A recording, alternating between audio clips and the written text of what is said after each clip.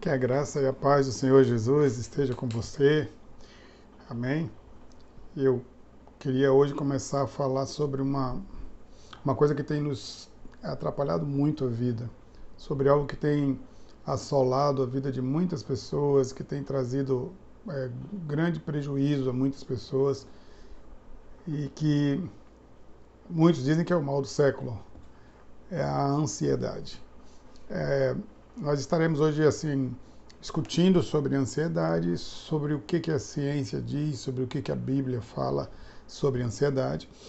E vamos pensar um texto em que Jesus fala a uma multidão dentro do seu Sermão do Monte. E ele aborda especificamente essa questão da ansiedade.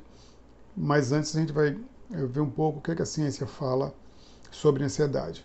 Primeiro, acredita-se que uma das razões, uma das causas da ansiedade sejam vivências interpessoais passados, problemas na primeira infância que tragam consequências e sintomas da ansiedade na vida das pessoas. Além disso, existem algumas causas biológicas, como anormalidades químicas no cérebro ou alguns distúrbios hormonais também, que podem causar a ansiedade. A ansiedade não é conceitualmente um cuidado ou uma preocupação sadia, saudável, né, que leva as pessoas a lidar com seus problemas do dia a dia de maneira tranquila, de maneira responsável. Muito pelo contrário. O próprio apóstolo Paulo esteve preocupado, né, com a situação das igrejas que ele tinha implantado, mas pode-se observar que o foco da preocupação de Paulo eram as pessoas e que esse sentimento não o fez parar de agir. Então Paulo se preocupou, mas Paulo não se preocupou em demasia, essa preocupação não o paralisou. Ele cuidou dessas pessoas e ele foi em busca de resolver aqueles problemas que ele havia detectado naquelas pessoas, nas igrejas. A ansiedade também não é um desejo de querer fazer um trabalho bem feito. Podemos planejar, elaborar, ter estratégias e agirmos de maneira correta e ainda assim as coisas não darem certo. E logicamente que isso traz uma ansiedade para as pessoas. Ainda temos o que a gente chama de ansiedade como uma extrema preocupação com o futuro. Uma extrema preocupação com certas coisas a ponto de fazer com que a pessoa se torne negligente com outras responsabilidades. A pessoa não consegue mais pensar em outra coisa, a pessoa não consegue mais raciocinar em nada a não ser aquele problema, aquela preocupação.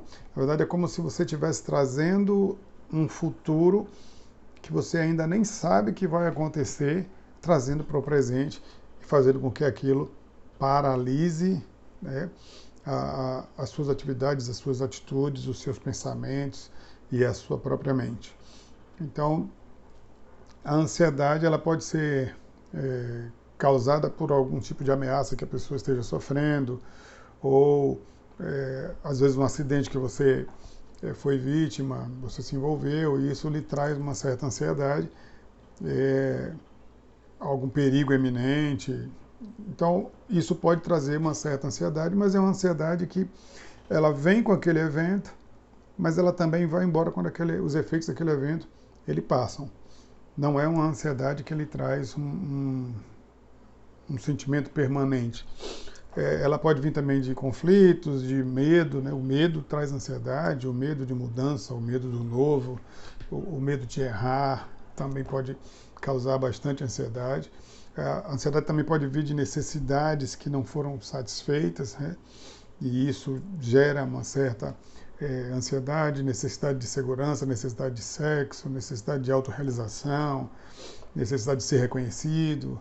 Isso tudo, logicamente, acaba trazendo uma certa ansiedade que, se não for controlada, ela pode trazer sérios problemas para a pessoa. E aí a gente tem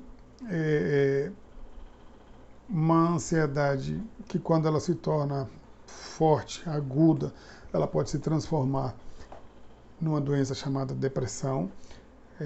Algumas manifestações da ansiedade, ela vem como, por exemplo, ela pode se transformar numa síndrome de pânico, e assim, é algo às vezes assustador essa reação de quem tem essa crise de pânico. Eu tive a oportunidade de acompanhar isso aqui na minha casa com a minha filha mais nova. Ela teve um ataque de pânico e ela me ligou, eu estava no meu quarto, ela ligou do quarto dela pelo celular, e eu achei estranho. E ela ligou chorando, que estava com medo, e não sabia explicar do que ela estava com medo, e eu corri no quarto dela. E quando cheguei, ela estava encolhida na cama, super assustada. E eu a abracei e comecei a conversar e fui acalmando o coração dela, e nós começamos a orar juntos e interceder, e ela foi acalmando, mas foi uma sensação terrível, gerada por um medo que ela não sabia explicar do que. Então, a ansiedade gera esse tipo de situação também. E eu também passei por uma situação pessoal, quando eu tive uma forte crise de arritmia, e fui internado no Hospital do Coração, e lá tentaram reverter aquela arritmia com medicamento e não conseguiram. E depois o médico usou desfibrilador para que aquela arritmia ela voltasse, ela fosse controlada e meus batimentos voltassem ao normal. E depois disso eu fiz uma bateria de exames para tentar identificar o porquê daquela arritmia, e meus exames eram todos normais. 6 meses depois eu tive um outro ataque de arritmia, e da mesma forma fui hospitalizado, só que dessa vez com medicamento voltou ao normal. E depois disso eu fiquei assustado com essa questão dessa arritmia e comecei a fazer uma bateria de exames. Fiz exames aqui, fiz em São Paulo, no Albert Einstein, e os resultados todos deram que meu sistema cardíaco estava perfeitamente funcionando normal, e não havia nenhum motivo que ensejasse aquela anomalia, aquele problema que estava me acometendo. E aí foi quando, conversando com minha filha, ela disse: pai, o senhor, esses sintomas que o senhor está sentindo são mais ou menos os mesmos que eu senti quando eu tinha minha crise de pânico. E aí eu peguei até o telefone com ela da psiquiatra e fui procurá-la, e ela examinou, fez lá uma série de análise, e ela deu o diagnóstico que eu estava com um quadro de ansiedade crônica, desencadeado por conta da proximidade, talvez, da aposentadoria, alguns problemas com o plano de pensão, do fundo de pensão, e logicamente, uma coisa que vai acontecer daqui a 1 ano e meio, 2 anos, e eu já comecei a sofrer agora, né? E isso, logicamente, me trouxe problemas emocionais, problemas físicos, inclusive. O meu organismo desenvolveu uma doença autoimune chamada de líquen plano. Ela produz uma série de manchas pretas no corpo, e a dermatologista também disse que isso era problema emocional, decorrente também dessa ansiedade. Então, ela nos traz uma série de problemas e é preciso aprender a controlar. Mas eu, em momento nenhum, percebia que eu estava ansioso. Eu nem imaginava que o meu problema seria ansiedade. Eu nunca me achei ansioso para chegar a ter esse tipo de problema físico, emocional. Enfim, e mais ou menos isso que a ciência explica, a grosso modo, sobre ansiedade e suas causas. Mas a Bíblia fala sobre ansiedade, nesse texto que eu citei do Sermão do Monte, onde Jesus aborda esse assunto, Mateus 6, lá no verso 25, ele vai dizer assim: não andeis ansiosos quanto à vossa vida, pelo que é a vez de comer, ou pelo que é a vez de beber, nem quanto ao vosso corpo, pelo que é a vez de vestir. Não é a vida mais do que o mantimento, e o corpo mais do que o vestiário? Jesus estava ali no meio do Sermão do Monte, falando a uma grande multidão que o seguia e ensinando sobre alguns temas, e ali ele abordou sobre a ansiedade. Ele também, na sua vida como homem, como ser humano, ele enfrentou diversas situações naturais da vida, aprendeu a lidar com a questão do tempo, do clima, trabalho. Ele teve fome, ele teve sede, ele teve frio. Jesus chorou, Jesus se emocionou, como ser humano que era. Ele foi tentado em todas as coisas, mas o texto bíblico diz que ele foi tentado em todas as coisas à nossa semelhança, mas sem pecado. Está lá em Hebreus 4:15. Então isso mostra que Jesus sabia do que estava falando quando ele abordou a questão da ansiedade. Ele foi humano como nós, ele sentia as mesmas emoções que nós sentíamos. E nessa passagem bíblica, onde Jesus estava ensinando no Sermão do Monte, antes de ele entrar no tema da ansiedade, Jesus falava sobre a questão das riquezas, né, de quantas pessoas hoje elas gastam o seu tempo e a sua energia para adquirir riquezas, para adquirir dinheiro. E o dinheiro e a riqueza são coisas bastante úteis, ninguém pode dizer que não são, mas eles são úteis como meio e não como fim. Quando a riqueza e o dinheiro se tornam um fim, aí nós começamos a ter problemas. Aí a nossa ansiedade começa a aflorar e ela começa a ficar forte à medida que a gente foca somente a nossa vida na busca do dinheiro, na busca da riqueza. E Jesus abordou isso e ele falou do perigo dessa busca desenfreada por riqueza, nos adverte e nos aconselha que deveríamos juntar tesouro no céu, onde nem a traça nem a ferrugem consomem, e nos orienta também com relação aos olhos maus e os olhos bons, esclarecendo que a verdadeira devoção sincera a Deus são as atitudes generosas para com o nosso próximo. Isso é que produz riquezas espirituais e não materiais. Então, como um antídoto para a ansiedade, a qual ele iria abordar na sequência, ele coloca exatamente que essa busca pelo espiritual, essa busca pela presença de Deus, ela funciona como um antídoto para a ansiedade. E no final dessa passagem ele vai dizer, falando sobre dinheiro, ele vai dizer que ninguém pode servir a dois senhores. Ou você serve a Deus, ou você serve as riquezas que ele chamou do Deus Mamon. Então, quando ele termina de falar isso, ele usa a expressão: por isso vos digo, não andeis ansiosos quanto à vossa vida. Então Jesus começa falando da ansiedade pelas coisas da vida de uma forma geral, que não devemos estar ansiosos pela nossa vida. E na sequência ele começa a detalhar alguns aspectos da vida que nos geram essa ansiedade, como as nossas necessidades básicas, de comer, de se alimentar, de vestir, de morar, de segurança. Então, são necessidades que cada um de nós, ser humano, tem, mas que essas situações, elas não devem nos causar ansiedade. Nós não precisamos estar ansiosos por conta disso, porque Ele nos provê. Ele é aquele Deus que supre as nossas necessidades. E ele vai citar que as aves do céu, elas trabalham para manter as suas crias, mas elas não se consomem de preocupação quanto ao alimento que darão a seus filhotes, nem agora e nem no futuro, porque Deus provê aos pássaros o seu alimento a cada dia. Eles não precisam se preocupar. Eles têm que buscar o alimento, né? Eles não ficam parados esperando que Deus vai colocar na boquinha deles. Eles têm que buscar, eles têm que fazer a parte deles. Mas não falta alimento para os pássaros. Você não vê nenhum pássaro morrendo de fome, porque Deus provê a necessidade alimentar deles a cada dia, a cada momento, e supre as suas necessidades. Da mesma forma, Ele faz conosco. Se Deus provê e alimenta as aves do céu, quanto mais a nós, feitos à sua imagem e semelhança.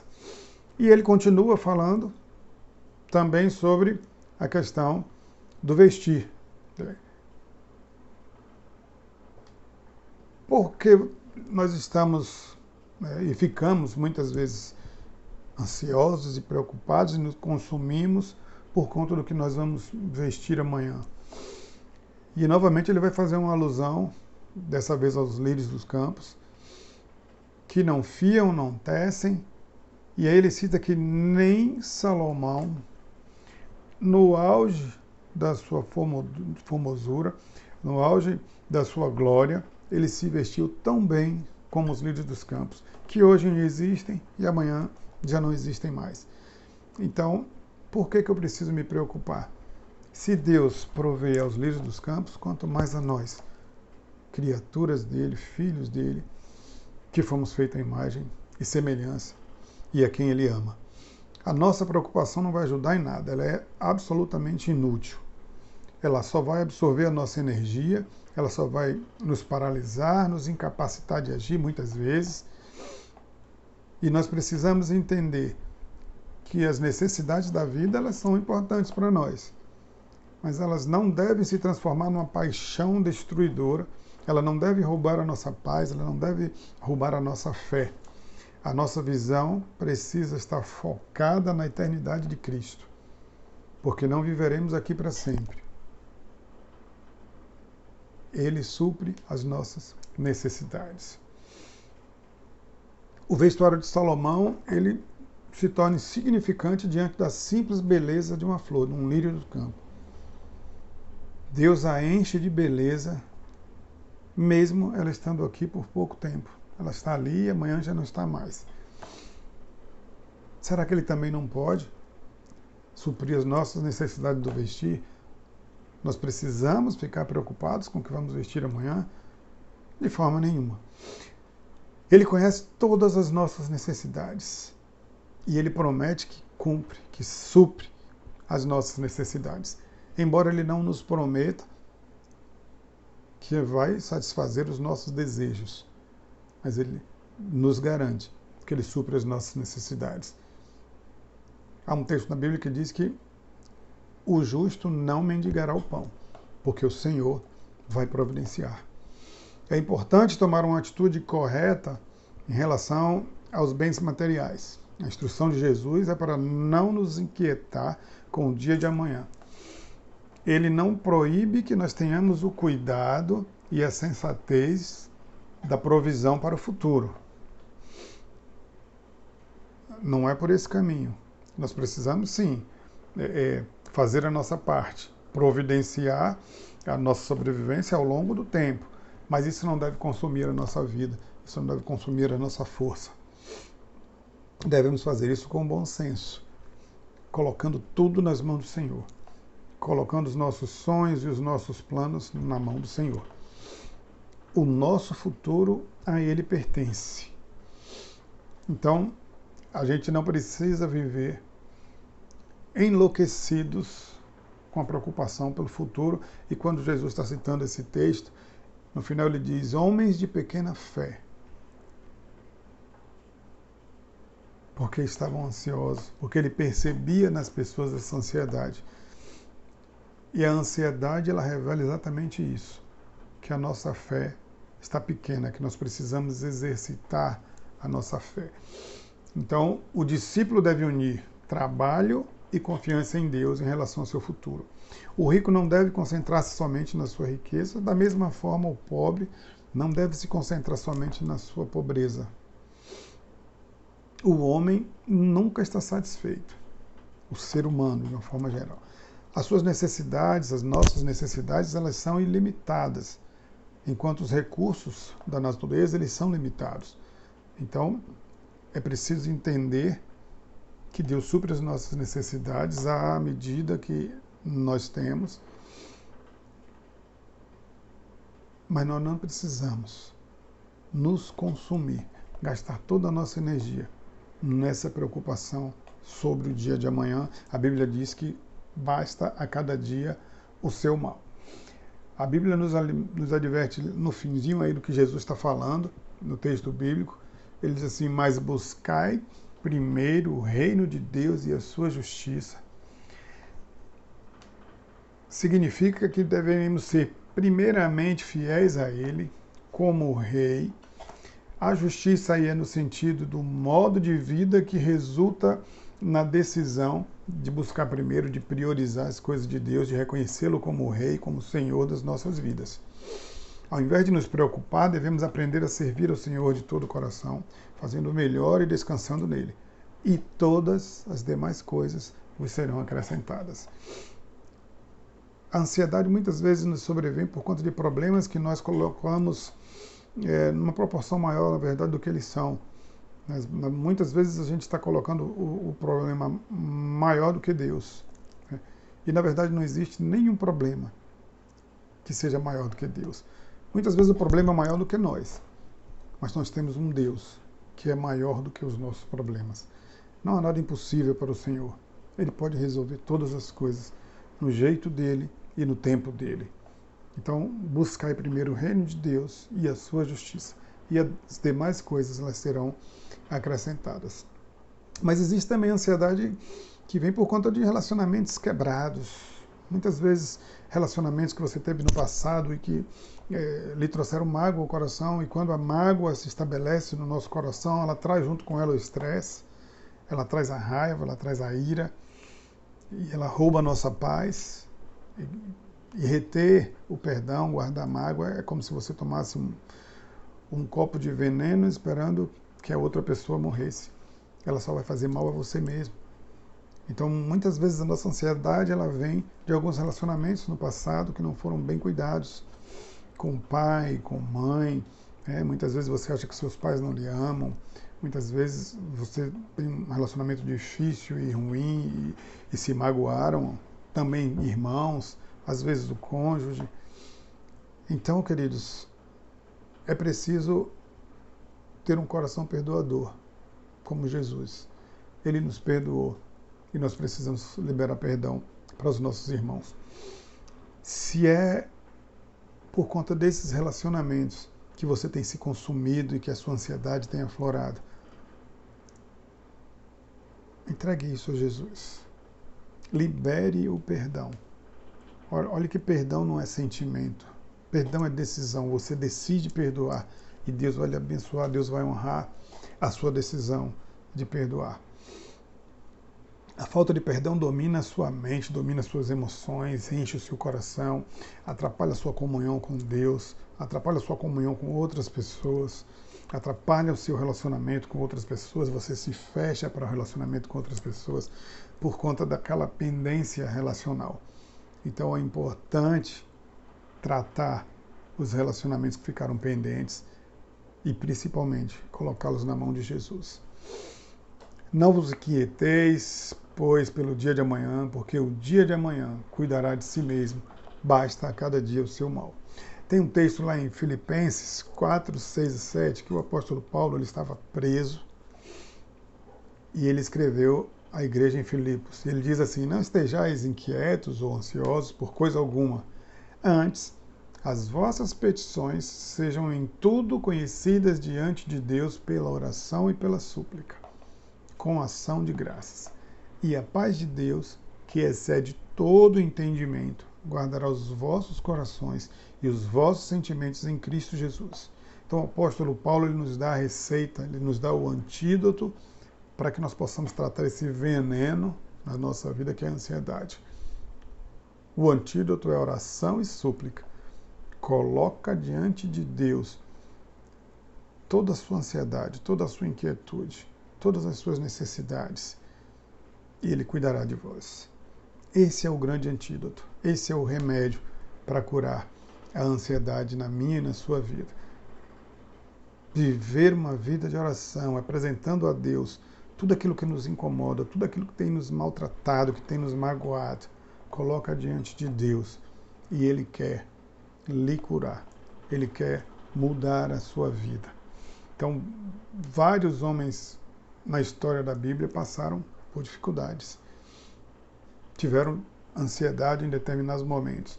Paulo e Silas foram presos, foram colocados na cadeia. E no primeiro momento eles ficaram ansiosos. Mas depois a Bíblia diz que eles se colocaram em oração e eles estavam na cadeia orando, cantando e louvando a Deus. E sabe o que aconteceu? As cadeias se abriram. Houve um grande terremoto mandado por Deus. E as cadeias se abriram. E o centurião, o soldado que estava tomando conta, tentou se matar. E Paulo o impediu, dizendo assim: não precisa se matar, nós não fugimos, nós estamos aqui. E naquele momento Paulo teve a oportunidade de falar de Jesus para aquele soldado. E aquele soldado se converteu a Cristo. E naquela noite houve salvação para ele e para toda a sua casa, porque ele levou Paulo e Silas na casa dele. E eles falaram do amor de Jesus. E todos eles se entregaram a Jesus e toda a sua casa foi salva. Então, o que seria um motivo de grande ansiedade para a vida de Paulo e Silas se transformou numa oportunidade de salvação para a vida de outras pessoas. Deus usou a vida deles porque eles não ficaram presos na ansiedade, eles colocaram diante de Deus, eles colocaram em oração e súplica, e eles louvaram e adoraram o Senhor Jesus, reconhecendo que a vida deles está no controle do Senhor. E quando nós colocamos a nossa vida no controle do Senhor, ansiedade nenhuma vai tomar conta, medo nenhum do futuro vai tomar conta e vai nos consumir. Jesus Cristo é o mesmo ontem, hoje e será eternamente. A oração cura a ansiedade, lançando sobre ele toda a vossa ansiedade, porque ele tem cuidado de vós. Está lá em 1 Pedro 5,7. A presença de Deus, ela traz segurança, ela anula os efeitos da ansiedade. O amanhã pertence a Deus, o presente ele nos deu de presente. Ao invés de olhar somente para os problemas, ao invés de focar no problema, olhe para Jesus. Ele tem a cura para você. Que ele lhe abençoe e que ele te guarde e que ele te livre da ansiedade. Amém.